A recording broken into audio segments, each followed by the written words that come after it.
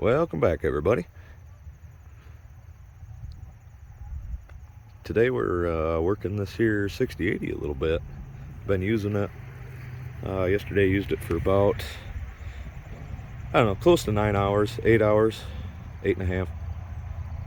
Used about 7 gallons of fuel running that mower deck. Pretty awesome. A little bit different since last time you guys have seen it. Got the cab is livable again. I'm getting ready to do a few things to it here. Now you can tell that I've already been using it. That's just a chintzy, like a cattle mat. But I've got radio, speakers in there. Power washed it out in here. It's got it clean. Piece of plexiglass in the back for now. Everything's cleaned up. It's actually livable. I got sprayed some vanilla osium in there. Cleaned the cab filter there, and turned the fan on. Sprayed a bunch of osium up through that, and it smells like vanilla in there. It's nice. This here broke a bolt yesterday, is why I stopped mowing, and it was getting late, so gonna fix that. That's from going through the ridges in my cultivator. The cultivator ridges at the edge of the corn, bouncy as can be. Talk about the tractor a little bit. Tractor's running great. Everything on it seems to function and work as it should, which is excellent. One thing, got this little tractor here. Seems like it should be agile and nice. And then you've got the 7000 series tractors that I'm used to. 7000 series turns on a dime. Turns like it's a WD-45 or something. Especially you hit the brake, I mean, you just pivot right around. No problems. This thing, like, you need as much room as a bus. And I'm not used to it. So getting used to the wide turns with the front wheel assist is to be honest with you, it's annoying. I'm just so used to being able to make tight turns with that 7000 series and the D series and everything, 190s. I mean, they turn on a dime. This thing, not so much. Let's put it that way. It kind of seems like a big clunky tractor trying to drive the thing. And then, especially when you get into a 7000 series, how much bigger they are, and it just seems like this agile little thing. But only complaint I have about it. The shifting's nice for mowing, especially like compared to the power shifts in the 7000, trying to back up and everything. So shifting's nice, the synchro, planetary gears, whatever. I do like that. The thing runs really good. The cab is just it's a speaker box, with lack of better words. I really need to get a kit in here, because every little noise that this engine makes is just amplified and echoes in here. Got to have the radio really loud, and a lot of it has to do with in here. There's supposed to be foam and stuff, and there's nothing. It's just open, so all of that engine noise really gets up there. And then, like I said, no interior, no cab kit. That needs to get put in there, because just a big speaker box in here. I'm gonna fire this thing up. It's like 36 degrees or something. It's only 42 right now. It's chilly. We'll see how good it starts. Gonna start it and bring it down to the front of the garage. I'm gonna put foam in it, and I'm gonna fix that mower deck, and then we'll go out mowing a little bit. Okay, got the alternator fixed. It's just a 2-wire alternator. Having a hard time. If you guys have a part number for an alternator, all right, if you just take the 3-wire alternator, the one with the tack on it, I guess it'd be considered a 4-wire maybe. Any of the remanufactured ones don't have the lead for the tack on them anymore. They fixed them and put the 2 leads on it, so you have a 72 amp alternator with only 2 leads. It's got the notch in it for the third lead, but it's not there. So yeah, if you guys have a part number for one that has that third lead, or maybe have one sitting around you'd like to sell me, let me know. But without further ado, fire this thing up. Oh yeah.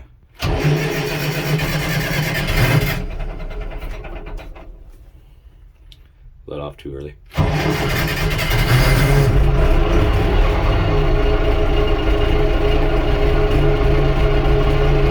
Yeah, so anyway, that's at idle and it's this loud in here. It's just everything, and it's all up here. You just hear it echoing all over the place. It's terrible. So we're gonna try to fix that. Bled the brakes the other day, and they worked for a little while until I blew a brake line like right here where it splits. It comes and then it splits into two right there at that coupler. It's leaked all of my fluid out, so I'm using that as I need to, which isn't very often with the gear shift, the downshifter stuff. So I'm gonna get it down here to the house. One thing about this, look at how high this thing lifts. Watch this.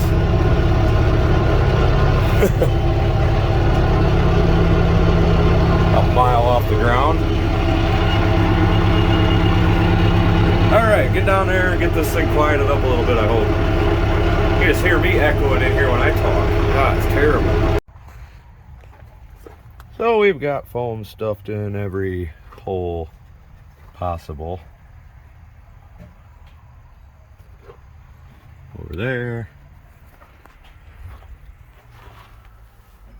Down there. Some up in there.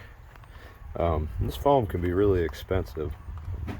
Quick tip, go to the junkyard and pull it out of junk vehicles. All these are seats out of some Jeeps that we scrapped. Or if you have a scrap vehicle sitting down there, before you take it to the junkyard, go get the foam. Not going to add any weight. And the junkyards don't seem to care. I don't think they've ever even charged me when I've been at some. Put this thing back together, and I'm gonna see if I just got some like pink foam or something to put up there for now.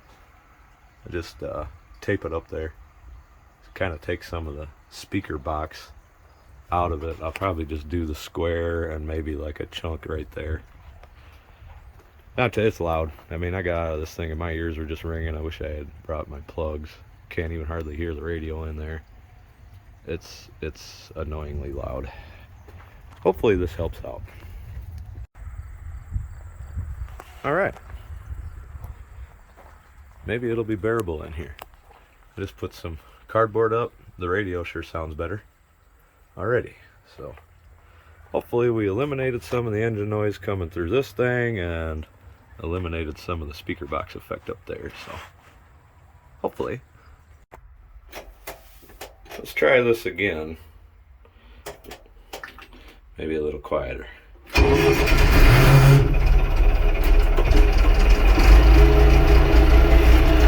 Oh yeah. Hey, I actually hear the muffler now.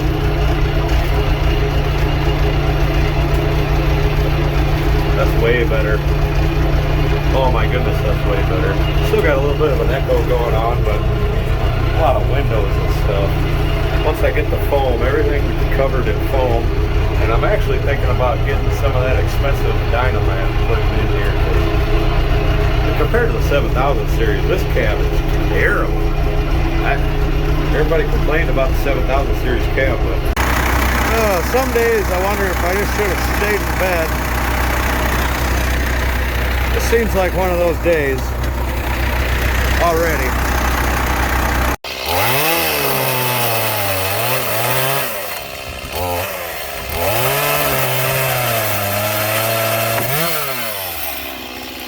Alright, now we can pull it out of there. Yep, not going back over there. I don't care if I do have front wheel assist. I had to use front wheel assist to get out of there. So I am actually very happy to report that the front wheel assist works.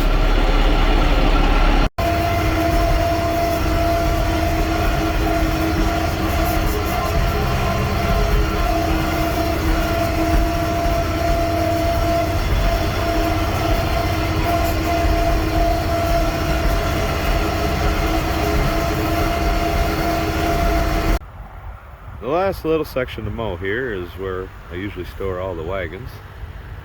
And I figured I'd have Bob run the 6080 and get some footage from the outside of the cab. I just gotta talk about it a little bit while he's coming along. It's kind of nice to have it not painted up and the lights are busted out of it. The mirrors are broke off the side already. It's kind of nice doing the mowing here along the trees because you don't really care. A couple of 7000s, we got the hoods painted and stuff. Well, the roof.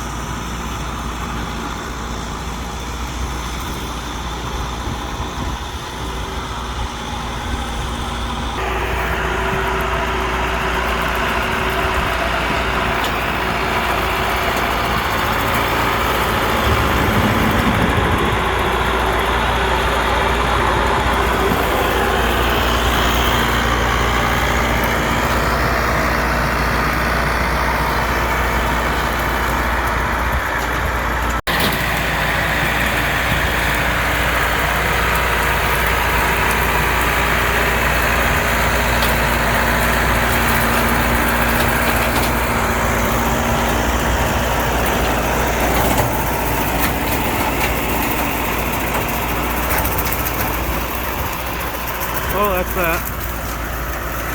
6080's running good. It's using very little fuel, like they do. Front wheel assist works. Everything does good. Got a few button-up things on it. Get a cab interior in it. I'm pretty happy with it all in all. So I guess this is where we'll leave this one. I'd thank everybody for watching. Thumbs up if you like this episode. Subscribe if you haven't already. And I hope to catch you guys on the next one. We'll be pretty heavily getting ready for harvest because it's right around the corner. Thanks for watching, guys.